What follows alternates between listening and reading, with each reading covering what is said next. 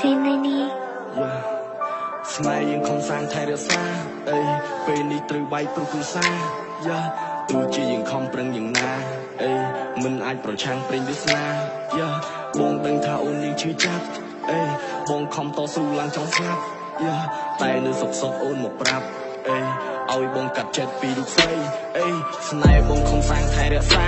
បងប្រឹងរាល់ថ្ងៃក៏ព្រោះតែស្រស់ជីវ៉ាតែដល់លេលើវាប្រែជីឥតបានការដូចជាសម្រាមដែលគេចោលមិនត្រូវការម្ដាយអូនលៀងបងថាជាក្មេងដែលបាត់ផ្សាមិនដែលចេះគិតតែរឿងដើរហឺហាអ្វីដែលនិយាយសូមអងចាំទុកផងណាយកវាទៅគិតហើយអង្គុយពិចារណា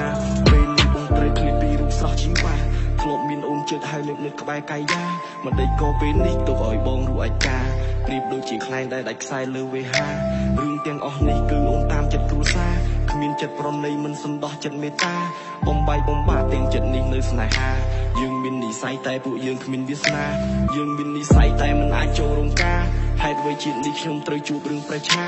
តើខ្ញុំត្រូវយំរហូតដល់ពេលណាឬមួយជាតិមុនខ្ញុំមានកម្មពីលោកតាខ្ញុំមើលទៅមេឃស្រែកសួរលោកតាខ្ញុំធ្វើអីខុសទៅដាក់ទោសមិនមេត្តាស្នេហ៍ដែលខំសាងសតែត្រឹមទឹកនេត្រាព្រោះតែបង្ក្រទៅពួកយើងគ្មានវាសនា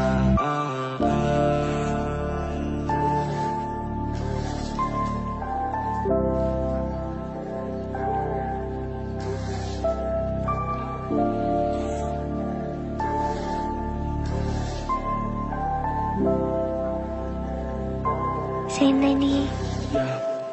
ស្នេហ៍បងខំសាងថែរក្សាបងប្រឹងរាល់ថ្ងៃក៏ព្រោះតែស្រស់ជីវ៉ាតែដល់លេលើវាប្រែជីឥតបានការដូចជាសម្រាមដែលគេចោលមិនត្រូវការម្ដាយអូនឌៀនបងថាជាក្មេងដែលបាត់សាមិនដែលចេះគិតតែរឿងដើរហឺហាអ្វីដែលនិយាយសូមអងចាំទុកផងណាយកវាទៅគិតហើយអង្គុយពិចារណាពេលនេះបងត្រូវឃ្លាតពីរូបស្រស់ជីវ៉ាធ្លាប់មានអូនចិត្តហើយនៅក្បែរកាយយ៉ាមិនដេចក៏ពេលនេះទុកឲ្យបងរួចឯកាដូចជាខ្លែងដែលដាច់ខ្សែលើវេហារឿងទាំងអស់នេះគឺអូនតាមចិត្តគ្រួសារគ្មានចិត្តប្រណីមិនសន្តោសចិត្តមេត្តាបំបែកបំបាក់ទាំងចិត្តនេះនៅស្នេហាយើងមាននិស្ស័យតែពួកយើងគ្មានវាសនាយើងមាននិស្ស័យតែមិនអាចចូលរោងការហេតុអ្វីជាតិនេះខ្ញុំត្រូវជួបរឿងប្រឆាតើខ្ញុំត្រូវយំរហូតដល់ពេលណាឬមួយជាតិមុនខ្ញុំមានកម្មពីលោកតាខ្ញុំមើលទៅមេឃស្រែកសួរលោកតាខ្ញុំធ្វើអីខុសទៅដាក់ទោសមិនមេត្តាស្នេហ៍ដែលខំសាងសតែត្រឹមទឹកនេត្រាព្រោះតែបងក្រទៅពួកយើងគ្មានវាសនា